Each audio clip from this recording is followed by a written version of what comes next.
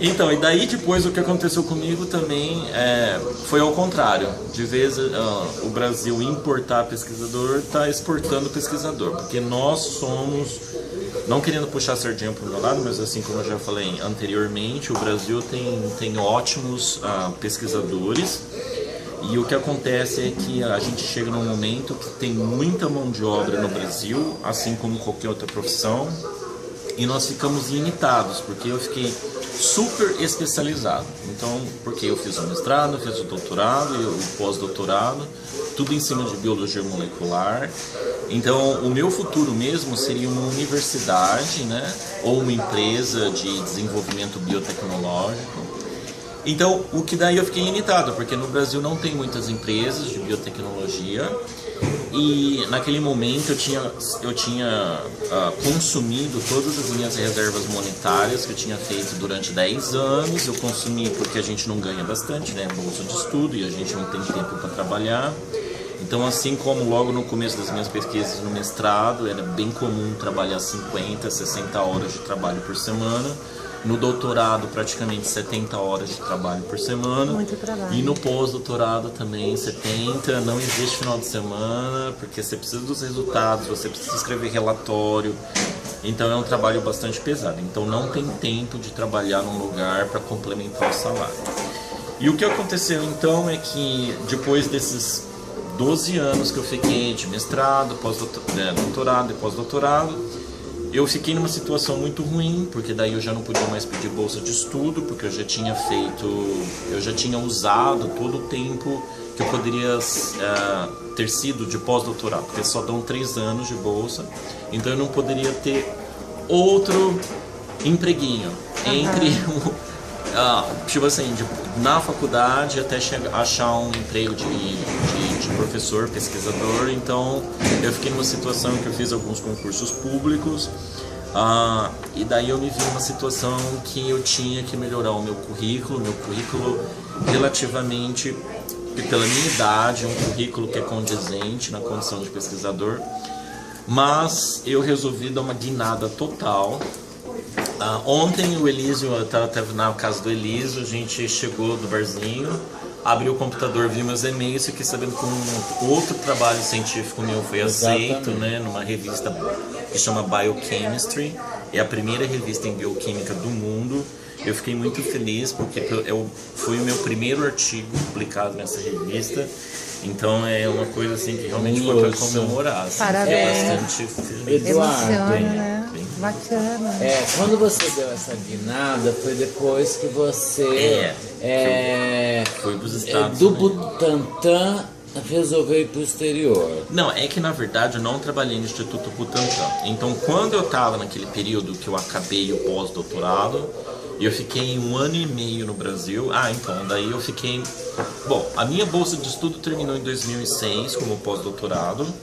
Aí eu estava falando que daí eu consumi todas as minhas reservinhas que eu tinha feito. Eu fiquei tentando não pedir dinheiro para pai, porque daí também você não pode ir trabalhar no comércio, né? Porque você é super especializado. Então, para dar aula em faculdades, eles exigem faculdade particular, né? Que você pode entrar lá sem ter experiência.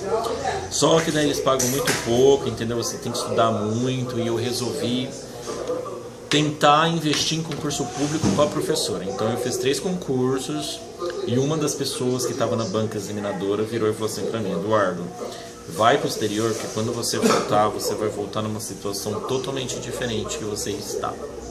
E realmente, hoje, se eu quiser começar a prestar concurso público, eu tenho certeza que eu entro, mas ainda está um pouco cedo. Por conhecimento ou por reconhecimento? Por conhecimento, por reconhecimento e pela qualidade de pesquisa que eu desenvolvo. Porque eu vou voltar a falar nesse negócio lá nos Estados Unidos.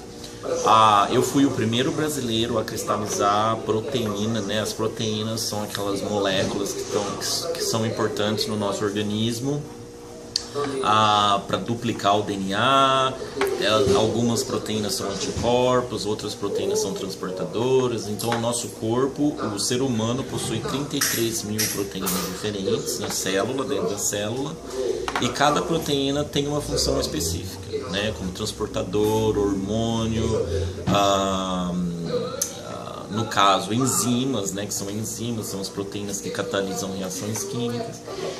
E então o que aconteceu foi o seguinte: então quando eu estava nesse período de transição, que eu fiquei 1 ano e meio gastando as reservas, então eu voltei para casa dos meus pais, porque eu já tinha acabado tudo mesmo, e eu não achava justo eles ficarem custeando a minha presença na faculdade, que eu estava em Araraquara, para fazer pesquisa de graça, você entendeu? Eu estava trabalhando no laboratório durante 1 ano e meio, com o meu dinheiro, sem bolsa nenhuma, mas eu estava trabalhando para poder ter mais um artigo para aumentar o meu currículo, né? Então daí eu falei assim, quer dizer uma coisa, eu vou voltar para a casa dos meus pais e eu vou refletir e ver o que eu quero fazer. Aí, por coincidência, assim, fiquei a tomar um pouquinho de coca que ressecou. Daí, por incrível coincidência, né, que a internet é uma coisa maravilhosa. Você consegue diminuir as distâncias, né, de uma forma muito grande, assim. E eu encontrei uma posição, uma vaga de pesquisador na Universidade da Califórnia. A Universidade da Califórnia é como se fosse a USP, a Unesp. Ela tem no estado inteiro, né? E cada cidade diferente tem as especializações: matemática, computação, medicina. E lá onde eu estou, em Riverside, na Universidade da Califórnia, em Riverside, é uma faculdade, é uma universidade enorme. Nós temos 35 mil alunos lá. Há uma infraestrutura que é descomunal. Não tem uma universidade, mesmo como sendo USP no Brasil, não tem uma universidade com a infraestrutura que a universidade tem. Aquela universidade tem, eu não vou saber o nome da fonte agora, mas essa universidade é uma das 40, teve um ranking que eles fizeram no ano de 2013, e a Universidade da Califórnia ela está entre as 40 melhores universidades do mundo inteiro. Tem muita pesquisa, tem muito investimento de dinheiro do governo. É uma coisa maravilhosa, assim, sabe? Se você tiver vontade mesmo de trabalhar, você consegue o reconhecimento, você consegue publicações e descobertas fantásticas. Bom, então foi o seu caso. Que foi no meu caso e que foi acumulando, porque quando eu saí do Brasil também, eu tenho uma colaboração com um professor que é muito famoso no Brasil, mais especificamente no estado de São Paulo. Ele chama Jesus Aparecido Ferro. Ele foi meu co-orientador durante o doutorado. E ele trabalha com uma bactéria que causa o cancro cítrico na laranja, tanto na laranja como em limões, a tangerina. E essa bactéria causa um prejuízo na ordem de R$1 bilhão por ano somente no Brasil. Ela dá um monte de pintinha preta na laranja, a árvore perde a folha, daí a produtividade cai, né?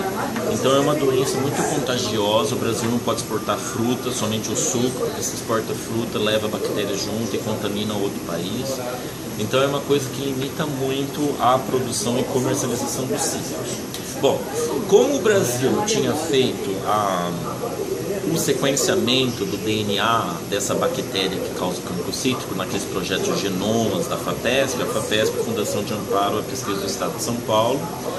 A FAPESP é uma empresa que recebe acho que 2 ou 3% do ICMS do Estado de São Paulo. Então com esse dinheirinho, ela dá bolsa de estudos, ela patrocina a compra de equipamentos, reagentes químicos e financia pesquisa e paga bolsa para pesquisador como eu, no Brasil, né? E dá bolsa de mestrado, bolsa de doutorado, bolsa de pós-doutorado, que é eu sou muito agradecido à FAPESP, porque a FAPESP, tipo assim, eu pude contar com a FAPESP nos momentos que realmente eu precisava, e tipo, eu fiz a minha parte, porque eu deixei 3 trabalhos maravilhosos no Brasil, e foi muito bom. Então, tipo, nós estamos satisfeitos por ambas as partes. Então, daí esse pesquisador, que é o Jesus Aparecido Ferro, ele trabalha com cancro cítrico, entre outras pesquisas, né? E o laboratório dele participou no sequenciamento do DNA dessa bactéria que causa o cancro cítrico. E o grupo de pesquisa dele descobriu algumas proteínas que são muito importantes durante a patogênese da bactéria na planta de citros. Então, se você remove uma proteína lá, a bactéria não vai conseguir parasitar a planta de uma forma efetiva. Então, o que a gente fez? Ele foi visitar nós, né? Eu trabalho com o professor Dr. Lifan, que é o meu chefe. Então, embaixo dele do laboratório tem eu e embaixo de mim tem 5 alunos lá. Então, eu sou o braço direito dele na compra, tipo, qualquer coisa, compra de agente químico, equipamento, mandar consertar. Então, sou tudo eu e eu ainda tenho que treinar os alunos de mestrado e doutorado. Complementar, né? Porque ele treina e eu complemento, que na verdade estou na bancada. Ele também é uma pessoa muito ocupada, então os alunos preferem me contactar ele, porque ele é meio estressado e também por razão, porque ele só fica atrás de pegar dinheiro pro laboratório, porque a gente gasta muito, ele tem que pagar o salário da gente. Entendi. E ele fica escrevendo muito projeto, então a gente tenta não desviar a atenção dele, então os alunos vêm conversar comigo. Coisas mais simples, mas ele toma as decisões do que vai ser feito. Então, o que eu fiz foi apresentar o Dr. Jesus Ferro para o meu chefe, Lifan, lá na Califórnia. Meu chefe ficou o Dr. Jesus ficou 1 mês no laboratório do professor Lifan. E daí o meu chefe e o professor Jesus criaram uma colaboração bem efetiva na forma que o Dr. Jesus mandaria alunos do Brasil para os Estados Unidos para eles fazerem um doutorado que chama doutorado sanduíche. Legal chama isso. assim, você cria, então, tipo... Uma ponte, né? Eu já, tipo, né, ajudo... Abriu uma porta. Eu criei uma colaboração internacional que é bem importante, isso é bem legal, tanto para mim, para o meu chefe, para Jesus, Claro. né, você conseguir conectar, assim, pessoas de diferentes pensamentos e conhecimento.